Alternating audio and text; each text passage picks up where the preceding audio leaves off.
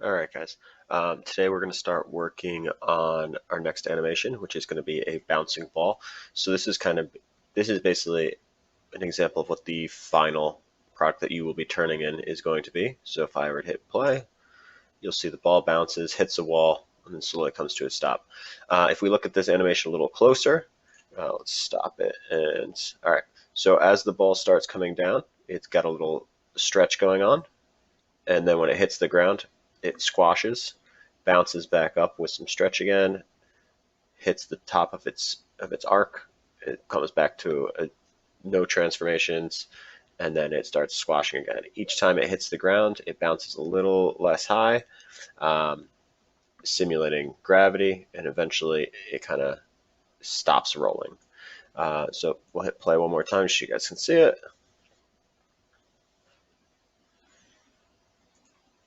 All right, so that's what we are going to be working on. So we're going to break this up into a few different steps to make it easier for you guys. So we'll save this and close out of it. And we will open up a new file. All right, so we've got our fresh file open. The very first thing we're going to want to do is add our primitives. So we're going to add a floor. And we're just going to scale that way up. I'm going to turn off that grid just so it gets a little less in the way. And then we can add a sphere. For now, that's probably good enough. To make things a little easier for us, let's just add a little color to this ball. So add new material.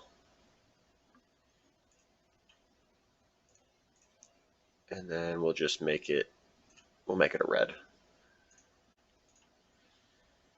All right, so we have a red ball. I'm going to add a little light in. No, I won't add a little light. All right, so we have a little red ball.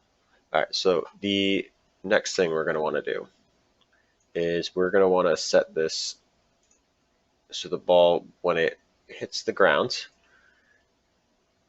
we're going to want that to be our 0 point because it will make animating it much easier. So we're going to move it until it's right above the plane. And then if we go into attributes over on the side of the page and we go to P-sphere 1, you'll see right here that it's translated to 1.013. We can probably just make that 1. So that means it is 1 unit above the baseline. So to set this to 0, what we're going to do is we're going to go up to the top of the screen where it says modify. You'll click that, and then you're going to click freeze transformations. So now where it was 1, it's now 0. That means anytime we reset the y-axis to, or we type 0 into the y-axis, it's going to push that ball back down. So say we have it all the way up here, it's at 7. To get it back to the ground, just type 0. It'll make our animation much easier.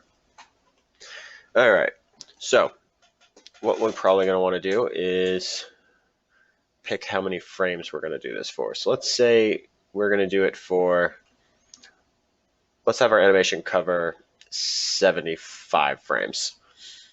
So we can reduce this slider down to 75. And that way only 1 through 75 show up in the timeline. Just makes things a little more manageable. Again, make sure you're at 20 FPS. Make sure that your playback speed is real time. All right, so right now we haven't really done anything. If we hit play, nothing happens. So what we're going to want to do, we want to have a bouncing ball. To start, we're just going to do the up and down bounce. So we are going to select our move tool with our sphere selected. Let's move that up. Let's move it up about 12 units. So when we start dragging it up, if you look on the right side of the screen, you can see those numbers in the y-axis are changing. So then we can keep dragging until we get to the number, or we can type in 12, press enter. Might be called return on some keyboards. It's the one by the letters, not on the number pad. So once we have that at our max height, this is where the ball is going to start. We're going to press S, and that's going to lock that in as a keyframe. All right, so the next thing we'll do is let's say about 16 frames. Then we are going to go down, and we could lower this all the way to 0, or we could simply type in 0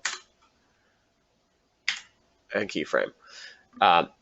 This is part of the reason, well, this is the main reason why I told you to reset the 0 so it's right where we want it to be. If we hadn't reset it, what would happen is 0 defaults to being where the origin is, or the center of the sphere. So every time you put 0 in there, the sphere would be half underground. All right, so the next thing we can do, after that ball bounces, it's going to bounce back up, but not quite as high. So we're going to go, let's say that was 16 frames. Let's go 10 frames for the next one, so 26. And we don't want to go as high this time because it lost a little bit of momentum. So let's go to, let's say, a height of 10. Save that. All right, and so if it took us 10 frames to go up, it's going to take us 10 frames to go down. So next thing we'll do is 36. Change that to 0. Keyframe it. So if we look right now, we have a couple bounces. We're going to need to program in the rest of them. All right, so that frame, that went up 10 units at over 10 frames. So the next one we'll say, let's do 6 frames. So we're at 36 now. So the next one is 42. And if we went up 10 units before, let's say we go up 6 this time. Just keep it easy. Keyframe, move over another 6 to 48. 0. Then we'll go, let's say 4 frames. We'll go 4 units, keyframe, 4 frames, put it back to the ground. Then we'll go to, let's say 2 frames. We'll move it up 2. Keyframe, move it over 2 frames, 0, and so on. For the last couple, we'll just do 1 frame at a time. This one we'll move it up 1 unit, keyframe it, and then we will do at 63, let's do half, 64, and to wrap it up, we'll do 1 more frame where we go up a quarter of a unit.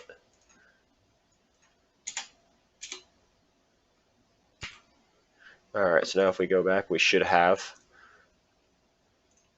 a very rough animation for a bouncing ball. So as you're playing this, we have the movement we need, but what's a little awkward is the speed. Everything's moving at the exact same speed. It's giving a very floaty appearance to the ball. It's not very natural looking. All right, so how we're going to do that is we want to change the rate at which this animation happens. So we can pause that, go back to frame 1. So what we're going to do for this is we're going to work in the graph editor. We're going to go Windows, and then Animation Editors, and Graph Editor. This might bring up a small window for you guys, something like that. You can just maximize it. Right now you'll notice there's nothing showing in here. So what we have to do, we have to actually select our ball. Once we select the ball, you'll see all these different lines. What these are basically saying, and these are all the different positions that when you save a keyframe, this is the information it saves. So the green line, if we match it over here, is translate Y. That is basically saying it's moving up and down on the Y axis. And you'll notice our X and our Z, they're just flat. They don't have any movement over the course of the animation. So that's why they're just a flat line.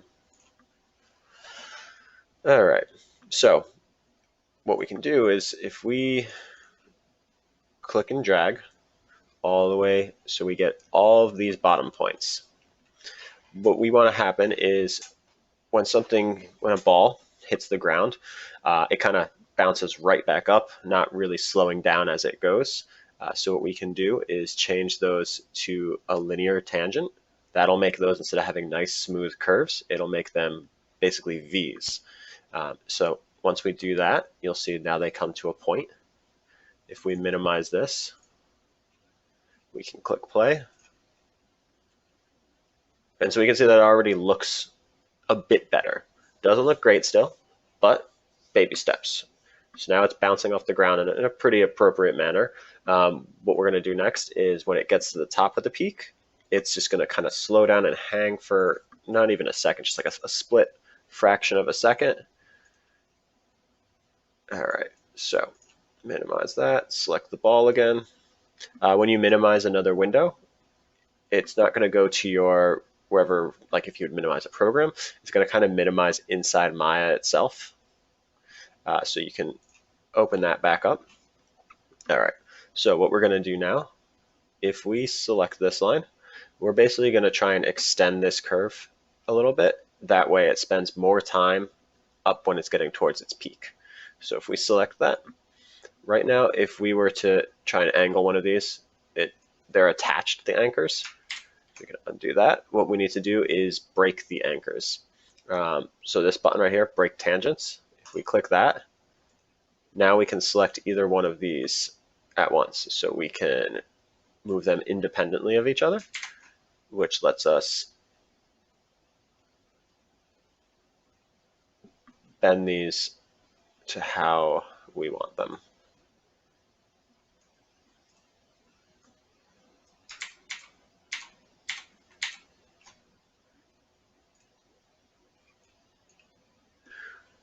I'm sorry. So we're going to do that to the ones on the bottom. That way we can bring them back up, not the ones on the top. Same process though. So we're going to select one of our points at the bottom. We're going to break the tangent. And then we are going to click and drag that anchor over. And if we look up here, our point for what the maximum height hasn't changed, but the amount of time or the amount of frames it spends kind of getting up to that peak has changed. So now instead of kind of getting up there quickly and then going right back down, it's going to get there and slowly lose speed, going a little bit higher, then it's going to reach its height, and then it's going to slowly start gaining speed and then drop faster. So we're going to repeat this process for each of these. And if you don't get them right the first time, you can always play the animation, see how it looks, and then come back here and fiddle around a bit more.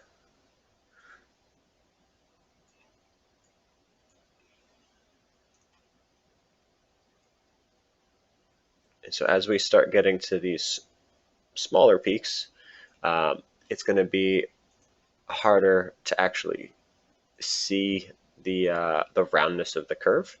And it's also going to be less important that we spend more of that time kind of hanging because it's only going up a little tiny fraction anyways.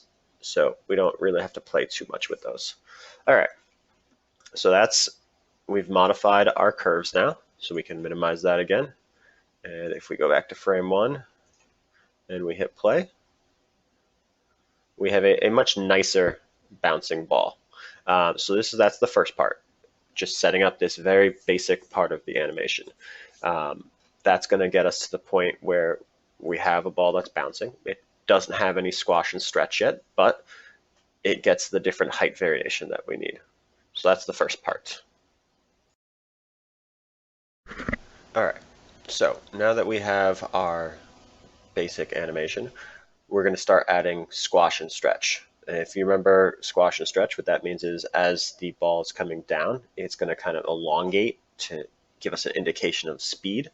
And then when it hits the ground, it's going to squash and compress to indicate the force that's going into that. So the first thing we're going to want to do make sure we're back at frame 1 and that we have the ball selected. Then we are going to go to Deform up at the top. We are going to add a nonlinear. So you go Deform, nonlinear, and then Squash. All right, so if we were to zoom in on that and kind of look around,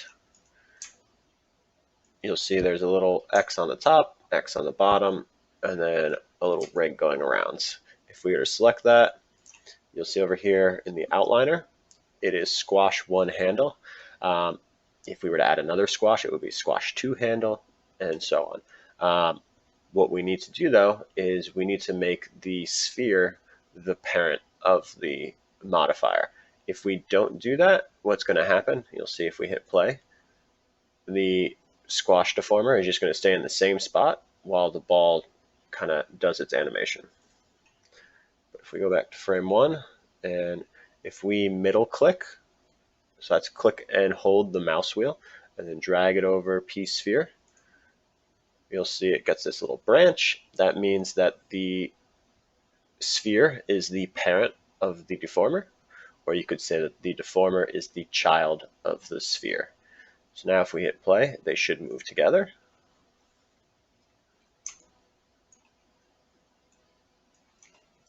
All right, so now we have our deformer attached to our sphere. Also, if you notice when we select the deformer, we don't have any keyframes down here. If we select the sphere, we have our keyframes. So just like in the previous exercises, you can set the keyframes for multiple objects. You can set the keyframes for deformers, you can set the keyframes for the sphere, and then have them kind of work in tandem. So what we're going to do, all right, so our ball, when it's at frame 1, is at the top. We're not necessarily deforming anything yet. When it gets to frame 16, that's when it is all the way against the floor. So I like working with this multiple views. You don't have to work like this. It's just something makes it a little easier for me. All right, so when we get to frame 16, we're going to have the squash deformer selected. We're going to go to channel layer editor, channel box layer editor on the side. So normally it probably defaults to attribute editor. If you click on one of these other tabs, channel editor, channel layer editor. There's going to be a little bit of a hidden option. You see where it says squash 1 right here under inputs. If you click that, it brings up a whole other set of options.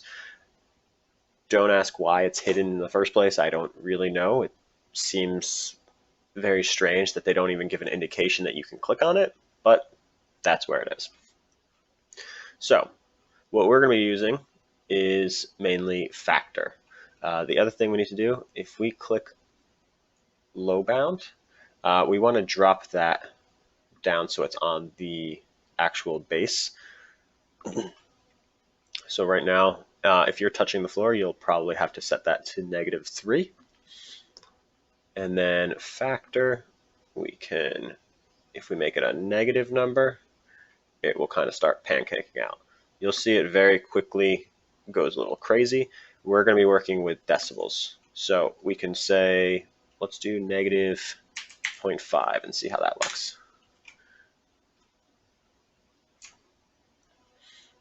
All right, that doesn't look too bad. We could probably go a little smaller though. Let's try -0.4. All right, so that looks a little better. One thing you'll notice is by squishing this, or squashing it, the bottom has pulled up off of the floor. So later on, we'll have to go back and edit our keyframes for the sphere and just kind of lower those down a little bit so they're actually touching the floor again. But it's worthwhile to kind of wait until you have the deformities all set in, because you might want to go back and change how much this is squashing later, and then you're going to have to reset the positioning all over again. So I think it's worth just doing the deformer now, then going back and changing the keyframes.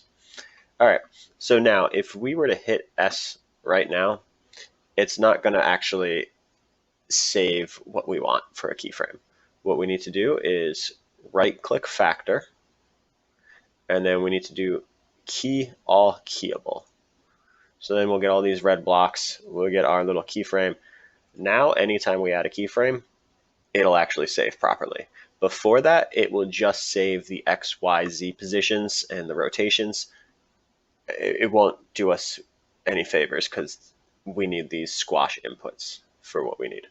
So again, right-click factor, and then you're going to select key all keyable. And you'll know it works is if you see all of these on the right side turning red, and if you get your little keyframe in here. All right, so on frame 16, we're touching the ground. That's when we're going to be squashed.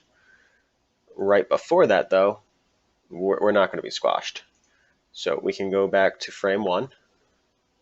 We can change that factor to 0, and we can keyframe. And again, you'll notice these all went from light red to dark red. That means everything is saved. All right. Right before we hit the ground, right now, if we were to look through it, you'll see it's starting to squash when really it should be stretching. So on frame 15, what we can do is say, make this a factor of 0.4. And then save that. So now we'll go from frame 1 where we're completely spherical, and then as we go down, we kind of elongate, and then we're going to squash, and now we need to set up the bouncing back. So to make things a little bit easier, if we click on our sphere, we can see where our next keyframe is. So at 26, we're back at the peak. So we know at 26, our squash deformer is going to be at 0. So we can go ahead and save that. So if on 16 we are squashed, that means on 17 we need to start stretching again. So since we were stretched with a factor of 0.4 going down, after we hit the ground, we're going to lose a little bit of the momentum. That's why we don't bounce up as high, which means we're not going to stretch as far. So for this one, let's say we do a factor of 0.3. 3, enter. Sorry, we need to be on frame 17. Then we do 0.3. And then we keyframe. All right, so let's see what we have really quick. So we start up at frame 1. We stretch.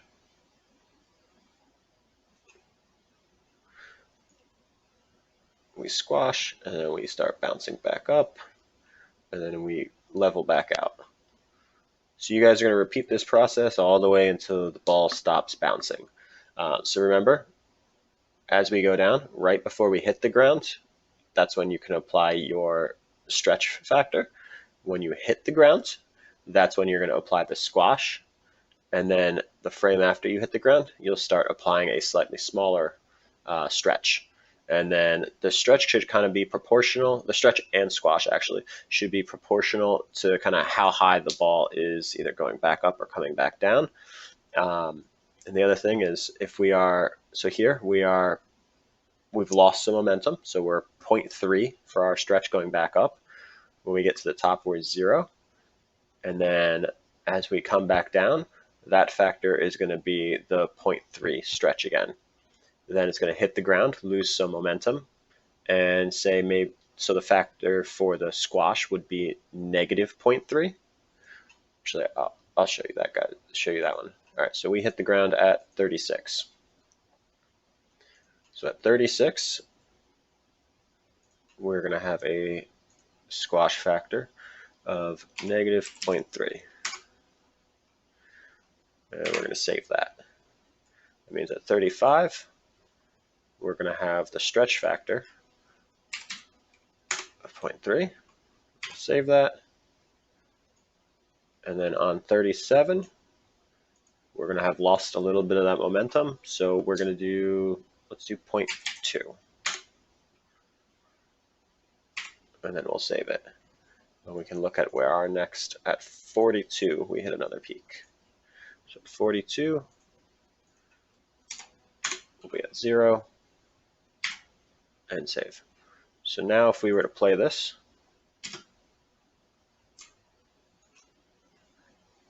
let's go to the beginning, hit play. So I didn't add all the squashes and stretches, but you can see in the beginning of the animation it stretches a little bit, and then it starts bouncing, comes back up, stretches again. There we go. We'll just take one more look at something.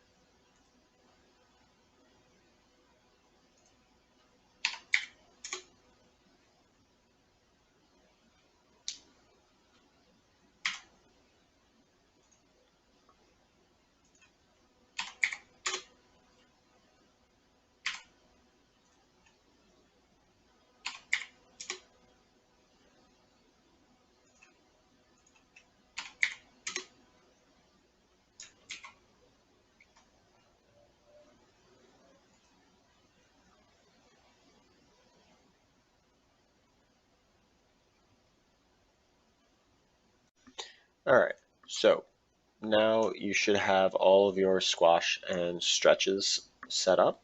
The next thing we want to do, so now if we hit play, the ball is going to bounce. It's going to look somewhat realistic. It's going to lose some momentum. It's going at an appropriate speed.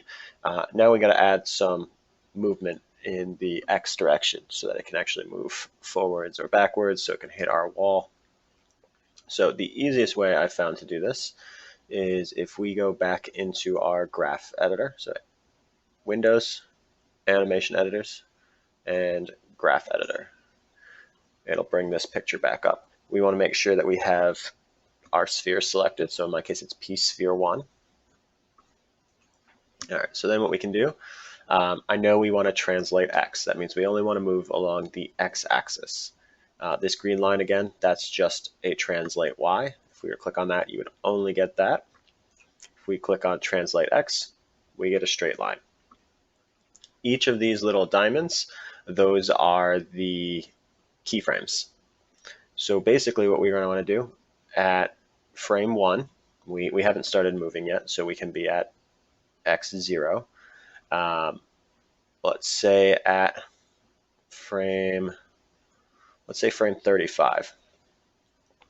We're going to want to have moved to at 35, or 36 in this case actually. We're going to want to have some movement.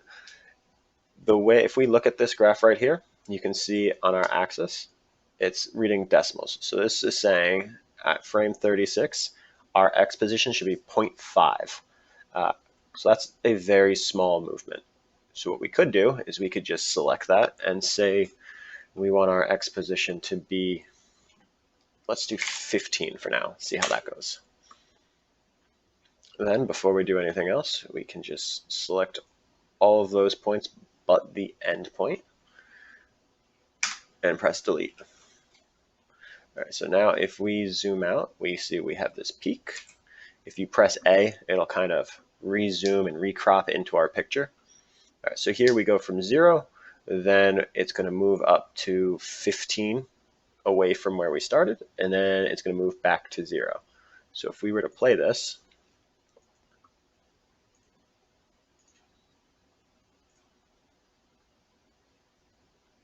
you'll see it moves 15 to the right, and then 15 back to 0.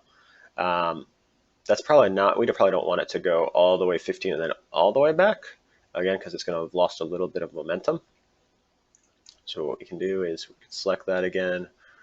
We can go back to our graph editor, select translate X. Let's make sure we have the right thing selected. All right. So now you begin to see we have all of those translations showing again. We just want to do translate X. So instead of doing 15 and then all the way back to 0, we can select this endpoint. Let's move that up to 6 seems fine. All right, so now if we hit play,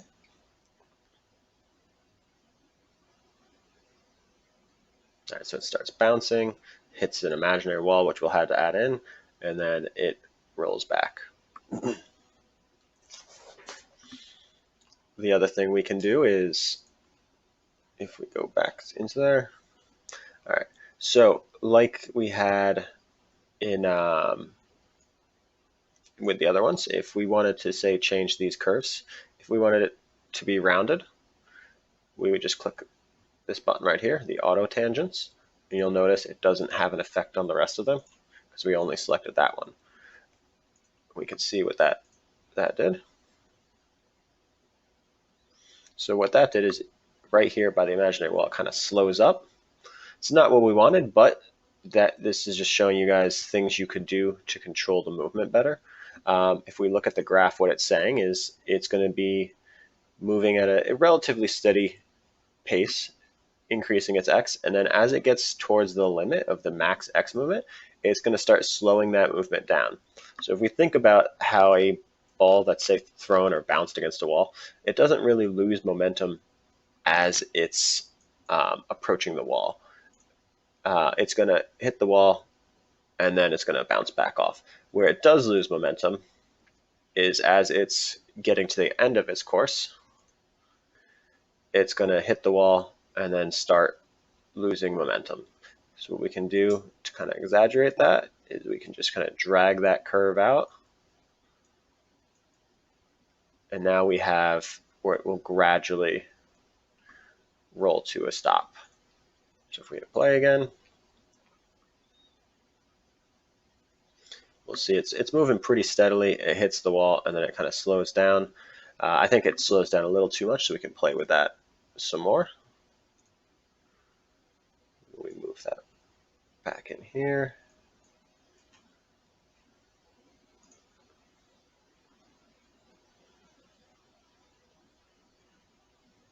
And that looks a little better. All right, so you guys will have to add in a wall for it to bounce off of. To do that, you should figure out where the ball, at what frame the ball changes directions. You can easily tell that by going back into the graph editor, and we see here at frame 36, if we click on that point up here in the stats, frame 36, that's when it changes. So if we go to frame 36, we can then place a block.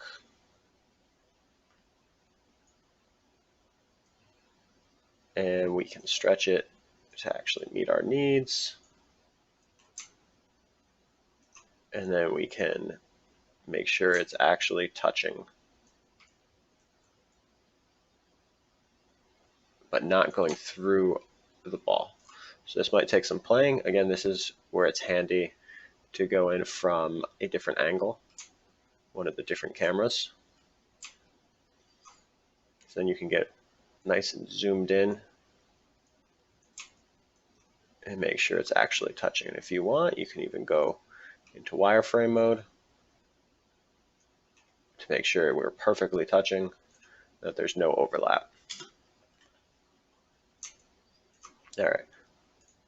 So now if we were to play this,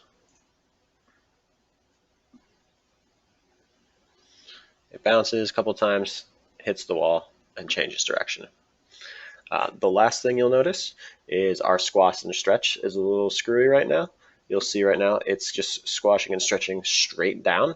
We probably want to angle this a little bit to match the arc. So what we can do is we can select our squash handle, that's our deformer. And when we have its keyframes, so here it's showing that it's going straight up and down and it's about to bounce. If we go back into our squash, what we can do is find the axis we want to rotate it on. So in this case, it would be this one right here. We can start rotating it, and again, it's going to tell us the numbers up here. So you can decide what kind of angle you want. Say 30 degrees is the angle we want. You type in 30, and then you just resave that keyframe. So now as it goes, it starts angling itself and stretching in the direction that it's actually moving, which is a bit more believable. We might even want to move that stretch a hair. We might want to change that angle a bit, but I'll leave that up to you guys. So then after it bounces, when it's coming up, again, you see now it's going straight up again. So we can do the same thing where we can change the rotate to the opposite of whatever it was that we just did. So let's see what we were. RZ was 30 before. So now here it would be, let's try negative 25. Because it's losing a little bit of momentum, so it's not going to be perfectly the same, but it's going to be close. So if we do that and then save it, what we'll have is the ball's coming down, it's rotating, stretching, then it's bouncing, and then it's leaping back up. So then the same thing, on the way down it should rotate, and for each of the stretches it should keep rotating. So that, again, that's the basics of how to do this. By the time you're done, you should have something. Let's save this first.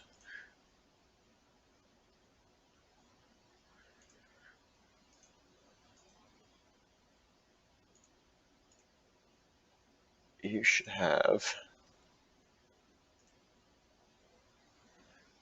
where's my file? There we go. You should have something that looks like the original file that I showed you that I'm opening up now to show you again.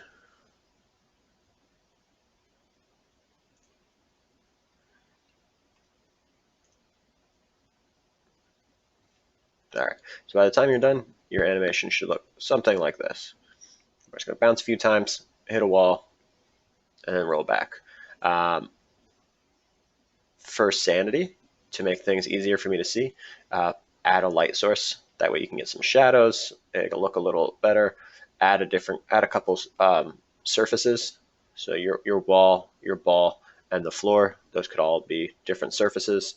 That way it just adds a little bit of differentiation. That way if I were to change the angle, I'm not struggling to see where everything is because everything's the same color. All right, when you're done, you're going to email me your file and we'll go from there. All right.